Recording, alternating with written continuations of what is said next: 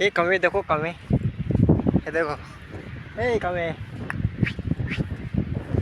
डर रहे मेरे को देख के, डर रहे मेरे को देख के। मंडळी इथं जास्त करून आपला कोकणी भाषेमध्ये, मालवणी भाषेमध्ये बोलत्याला दिसेल आणि हिंदीचा वापर इथं जास्त करावा लागतो. मी आल्यापासून तर इथं हिंदीच बोलत आहे जास्त करून. जो तो येईल प्रत्येकजण हिंदीमध्ये बोलतो आहे. मग आता त्यासनी मराठी येत नसल्यावर आपल्याला हिंदीमध्येच बोलावं लागेल. त्यामुळं इंग्लिश नाही ते नाही, कमीत कमी हिंदी तरी येणं गरजेचंच आहे. इथं आल्यानंतरच कळालं.